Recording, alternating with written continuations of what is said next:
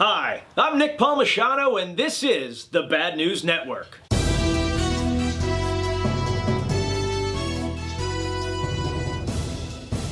This week marks the 77th anniversary of Pearl Harbor. Sadly, for the first time, none of the survivors will be able to attend the ceremony. The greatest generation will not be with us much longer. If you have the opportunity, please meet with these heroes. Learn what it was really like firsthand, and don't let their memories fade into history. In politics or crap news, Leslie McCrae Dowless is being investigated for voter fraud in a disputed House race in North Carolina. The race between Democrat Dan McCready and Republican Mark Harris was very close, with McCready finally bowing out late last week. North Carolina law requires that absentee ballots be witnessed by 2 people in order to be valid. In Robeson County alone, 9% of the absentee ballots were witnessed by Jennifer Boyd, a friend of Dowless. Another 5% were witnessed by the daughter of Dowless's ex-wife.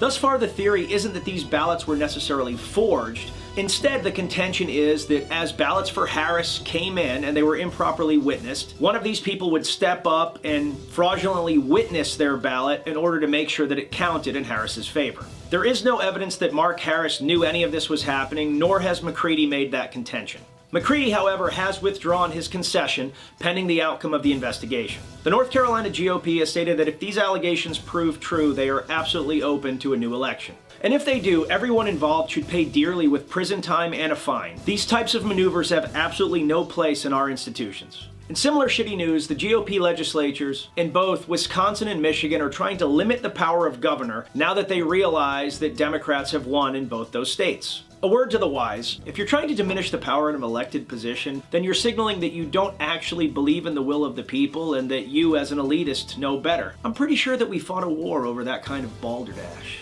This is blatantly un-American. You lost an election, take it on the chin, and do better next time. Second, remember that time that the Democrats messed around with the filibuster and brought it down to a straight majority for federal judges? Pepperidge Farm remembers. That set up a situation where the Republicans would then do the same thing to include Supreme Court justices, which is how the Democrats ended up getting slapped with Kavanaugh against their will. As the Brits would say, swings and roundabouts, mate. This will bite you in the ass later, I promise. Just do the right thing. In OcasioCortez news, she made the comment on Twitter this week that if the DOD had saved the $21 trillion that they lost, that we would be 1/3 of the way to paying for Medicare for all. The problem is that in the last decade, the DOD has only spent in total $9 trillion. In her defense, it's easy to get confused when you grab your news from a left-leaning publication that bastardized a report from DOD that talked about $21 trillion in accounting errors, which is not the same thing as actually losing $21 trillion. You see, the DOD doesn't have like a big bank account. Their money sits at the Department of Treasury and it's allocated as the DOD is about to spend. Ask anyone that's ever been a DOD contractor how quickly the government pays up, and you'll get a better handle of how this system actually works. Good stuff, OC. You keep it lively. If you're like most politicians, it's gonna take you 4 or 5 terms just to kind of figure out how the government works anyway. In weird news, the Chinese have combined Kung Fu with bullfighting because frankly, we don't have enough ways to fight bulls right now. The Chinese have said that this allows them to showcase the power of Kung Fu while simultaneously saving these animals from death or injury, and allows them to focus on what they're really best at, boiling dogs alive and pollution. In doggo news, a pooch jumped onto the field in a match between Juventud Unida, un momento por favor, y Defensores de Belgrano, and stopped a shot on goal.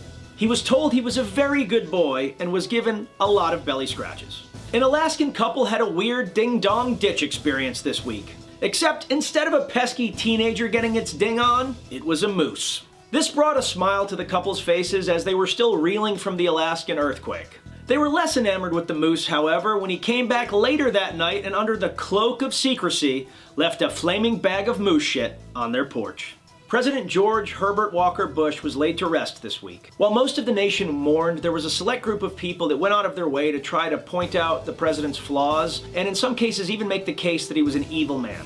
This was a man that pissed off his family by skipping out at Yale at the age of 18 and became the youngest fighter pilot in the armed forces. He was shot down. He swam miles to what he thought was going to be safety and then became a POW. In addition to becoming a successful businessman, he then in succession served as a congressman, an ambassador, the director of the CIA, the vice president of the United States, and finally the president of the United States, before devoting his post-presidential career to basically helping the world. He is widely regarded as the architect of dismantling the tensions between the former Soviet Union and the United States. But don't take it from me, that's almost verbatim what Mikhail Gorbachev said to me when I met him in 1993. President Bush led the last war that America fought properly, with the right allies, the right strategy, and the right end state. History is going to treat him very well, and it should. Now again, most of you are being very decent and reasonable. In fact, I can't even remember a time in recent history where everyone agreed this much. But there's a group of you out there that have been trying to hit the guy with everything from being a racist to straight up assassinating JFK. Meanwhile, no one that has ever worked for the guy, worked near the guy, worked around the guy, or been within 5 miles of the guy has anything bad to say about him. He is widely considered one of the last gentleman politicians.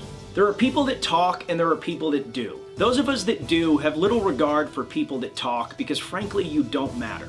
Those of you that love to talk can keep festering over your lack of accomplishment, can keep trying to diminish the accomplishments of those that do, can sit around and feel bad about yourself for not actually having the guts to act and to try to make the world a better place. You can scoff at those people that have taken the time to become educated, whether through formal education or self-enrichment, and live in this fantasy world where you grab little bits of information from crappy second-rate websites and pretend that you're in some way superior to those of us that don't read these obvious fabrications. And you're more than welcome to project to each other and amplify each other's nonsense so that you all feel good about yourselves. But just make sure that you know that all of us dreamers and doers know something about you talkers that you frankly don't want to admit to yourself, but you know too. You couldn't carry George Herbert Walker Bush's jockstrap, let alone fill his shoes. I would consider shutting the f*** up. And now on to the weather. There's a storm brewing on the East Coast, and we go live to Ranger Up meteorologist Dallas Raines for the weather. Hello, I'm Dallas Raines, your meteorologist, and I'm here with the weather. We have a big cold front coming in from the west. Ironically, there's a big cold front coming in from the east. We're gonna have these two systems come together, and it's gonna come together to make this big weather system. Probably be the biggest weather system you've ever seen. And then when it gets up to Maine, it's gonna make a big mushroom cloud and it's gonna spew white stuff all over the place. In Canada, it's gonna be a mess everywhere. I'm meteorologist Dallas Raines, and that's the weather. Back to you, Nick. Thanks, Dallas. We'll be sure to keep our eye on this explosive situation. And with that storm as a backdrop, Matt Finney and I are about to hit the road for an all-night drive to Philadelphia, where the mighty Army Black Knights will face the Navy Squids or whatever they're called, I forget. The guys here all think it's weird that I still remember all of my plebe knowledge from my West Point bugle notes from like 24 years ago. So, to keep that weirdness going all night, while Matt and I drive, every hour or so, I'm going to drop a new video of me doing plebe knowledge on both the Ranger Up and Nick Palmisano Instagram accounts. Maybe even a little taste of something on Facebook. Maybe if we get crazy enough. It'll be a weird, freaky, scary time for anyone that wants to watch, and I highly recommend it. And with that, I'm Nick Palmisano, and this is the Bad News Network. Our news is at least as bad as the news you're getting already, and go Army, beat Navy!